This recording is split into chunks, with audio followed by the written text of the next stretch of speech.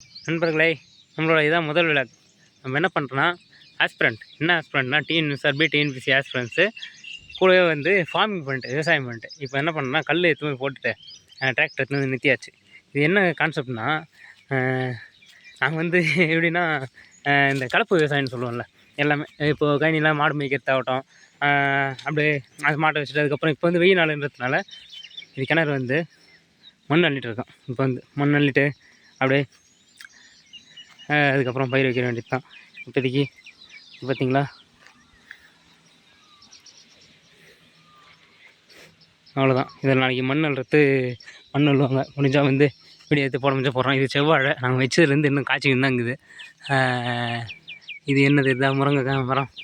அவ்வளோதான், நம்ம தான். பட் ஆனால் இப்போதைக்கு கொஞ்சம் வெயில் நாள் மாமே, வெயில் நாள்னாவே நமக்கு தெரியும்ல. இன்னும் இப்போ வந்து ஜூலை போயிட்டு ஜூன் போனால் ஜூலை காற்றே அப்படின்ற மாதிரி. இது வந்து நம்மளோட ஃபஸ்ட்டு விளாக்.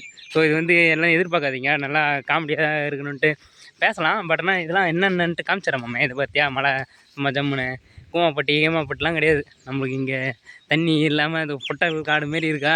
பட் இன்னும் கொஞ்ச நாள் பாருமாமே, பக்கவா அப்படியே எப்படி சொல்கிறது, மழை நாள் வந்துட்டு ஒன்று சம்மரில் சும்மா இப்படி தான் இருக்கும். பட் வின்டர்லாம் சும்மா அப்படி எப்படி இருக்குன்ற மாரி ஒரே ஃபன்னாக இருக்கும். நல்லா மழை இலலாம். பட் இருந்தாலும் மாடு மேய்தா. இது வந்து கலப்பு விவசாயம்னு சொல்லுவாங்க. இது வந்து நீங்கள் படிச்சிருப்பீங்க ஜியாகிரஃபியில். எப்படின்னாக்கா, இது வந்து நாங்கள் இது வந்து திருவண்ணாமலை மாவட்டம்னா எப்படி தெரியும்ல உங்களுக்கு. சென்னை இந்த சைடு அப்படியே செங்கல்பட்டு, இந்த சைடு திருவண்ணாமலை, விழுப்புரம், திருவண்ணாமலைலாம் தெரியும்ல, அந்த பக்கம். இது வந்து கலப்பு விவசாயன்றது என்ன கான்செப்ட்னா, பயிர் வைப்பாங்க. பயிர் வச்சுட்டு அப்படியே வந்து எருவு மாரி அந்த மாடு கட்டுறோம் பார்த்தீங்க, இருக்கு பாருங்கள், மாடு கட்டு. அந்த மாடு அப்படியே சாணி போடும். அது எருவு வந்து நம்மளுக்கு உரமாக யூஸ் ஆகும். அதையே வந்து ரிப்பீட்டட் அடுத்து இப்போ இதில் வந்து வேறு எதனா இது வச்சுக்கிறதோ இல்லை அந்தமாரி பண்ணுறதோ இதான்னு சொல்லுவாங்க. இதான்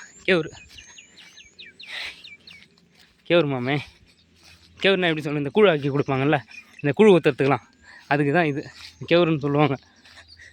கிரிச்சு தெரிகிறதா, திஸ் இஸ் கேவுரு. இது பார்த்திங்கன்னா கூடு, அந்த தென்னை மரத்தில் பனை மரத்தில் குருவிகள் கூடு இருக்கும். மாடுகள்லாம் கட்டிட்டு அப்படி இப்படி ஒரு வேலை பார்த்துட்டு சரிங்களா, ஸ்டடீஸு அப்படியே இந்த விளாக் மாரி ஒன்று புதுசாக ட்ரை பண்ணலான்ட்டு இப்போ தான் நம்ம ஸ்டார்ட் பண்ணது.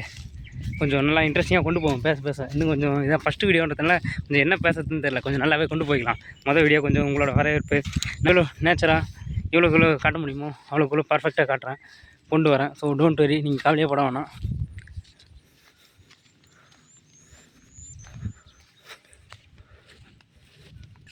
இது வந்து உளுந்து தெரியும்ல, உளுத்தம்பருப்புன்னு சொல்லுவாங்க பார்த்தீங்களா, அந்த உளுந்து.